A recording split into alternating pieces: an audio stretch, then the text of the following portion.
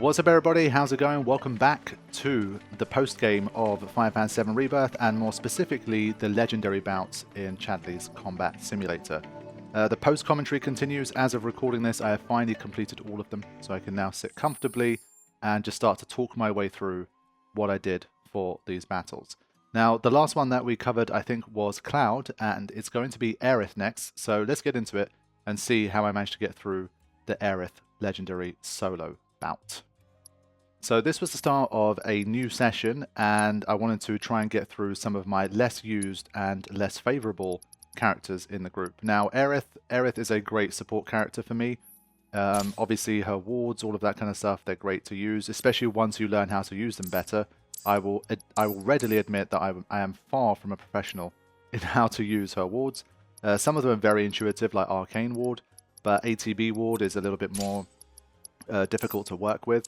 That one, I later realized, I thought it was more to do with kind of the fact that Aerith needs to stand, like whoever stands inside the ward, their ATB speeds up, because usually, like with Arcane Ward, for example, you have to stand inside it to get the effect. But for this one, it's kind of the person inside the ward produces the effect, but everybody can benefit. Like that part of it I didn't really realize, and that's my bad, but it is a pretty powerful tool. Now, that being said, it's not going to be that useful, I think, for this particular run. But what I wanted to do, again, this is just me sort of making it up as I go along. I didn't look up what the best way to do this was. But I think pretty much anyone approaching it that's made it this far will probably have the same idea. And you will be thinking, how can I do as much damage as possible, as quickly as possible, and just nuke everything out with Aerith's very powerful magic?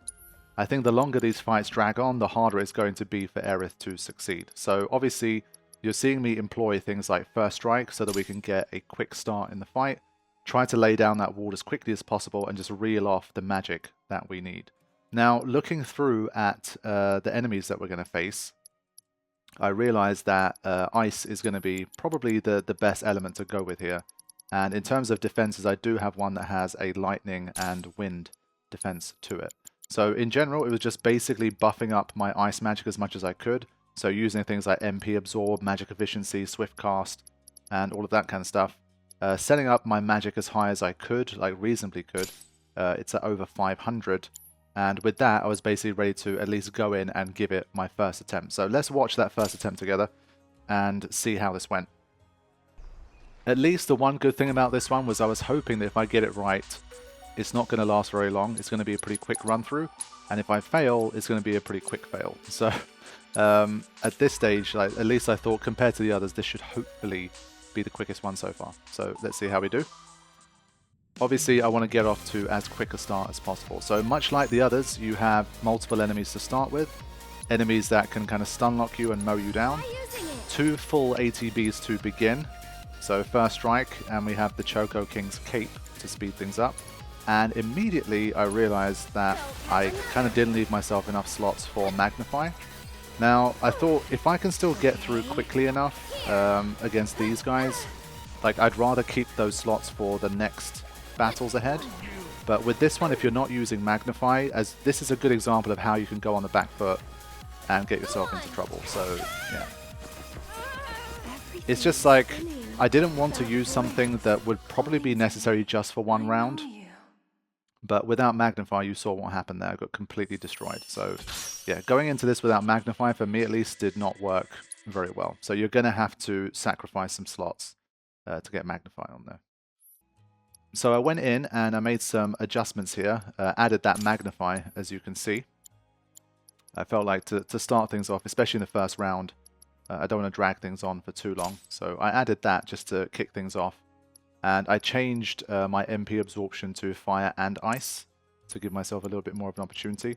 So my magic attack has taken a little bit of a hit, but I thought, hey, this is probably still the best option that I have for now. So I wanted to give it another attempt.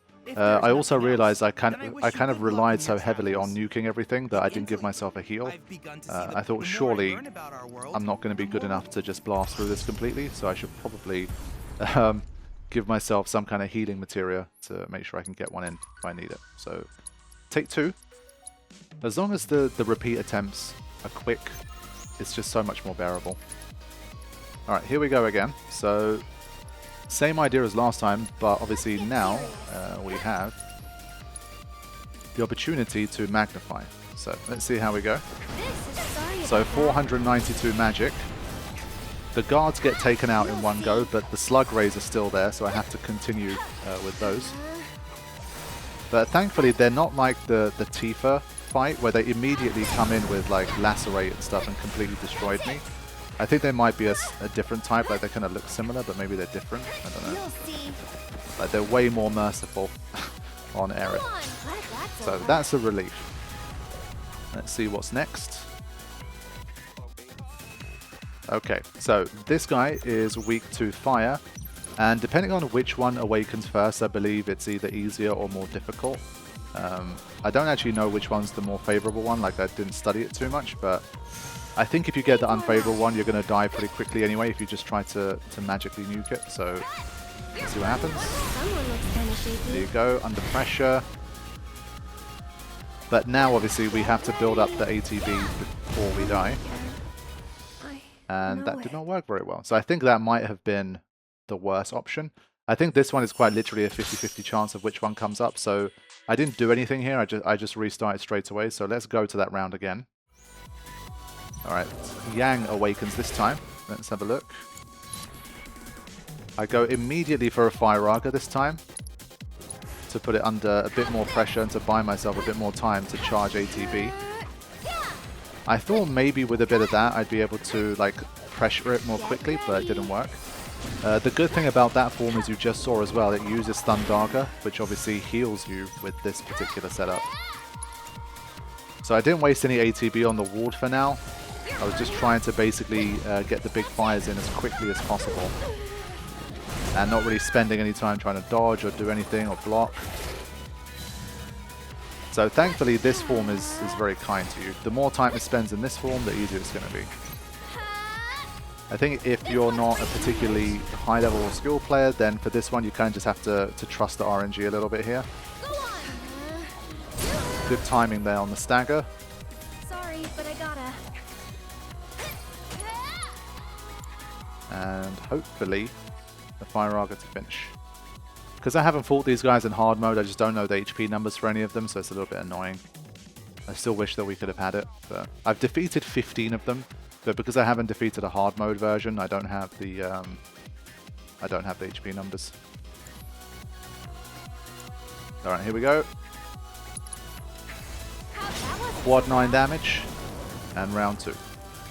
So it's definitely far from like being very quick and very clean for round 2, but we got the job done. See who the next customer is. Now we have 2 of these guys, which is a little bit annoying, but I guess we do have the Magnify from before.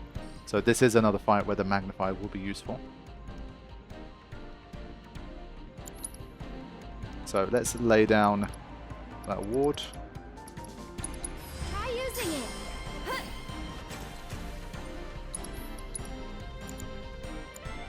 Wasn't really sure what to expect with this one. I decided to charge up like a double ATB this time. I at least tried. Because I mean, they're not particularly dangerous, they're not very mobile. So I thought at least with Aerith that I can actually dodge a little bit more easily here. So I drew them out a little bit, and then I wanted to ward shift to buy myself a bit of time. Crush coming in.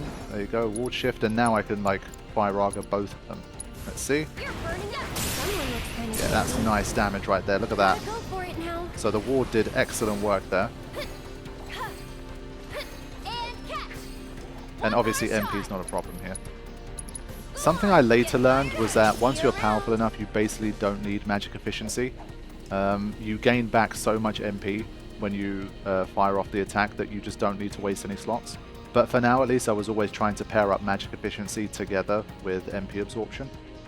But later on at least, I definitely figured that out. So, this guy definitely can have some dangerous moves, and it has Reflect by default. So I think, I remembered my previous fights against this guy, and he has like the kind of style where he does have Reflect. If you have Breach, obviously that's great, but I didn't.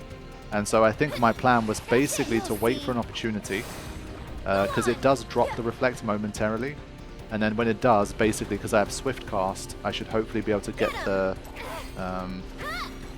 move in on time. So Thundaga comes in, that's not a problem. Nice heal for us there. One more shot. The drain is a bit more of a problem, but thankfully you can just about make it out if you start running. So now I have 2 ATBs and I'm ready to go. So as soon as that reflection goes, get rid of Magnify, and boom. So that's Swift Cast putting in the work there. Without Swift Cast, I don't think you'd be quick enough. But easy round. So this is going pretty much exactly as planned. Nuking through using our abilities.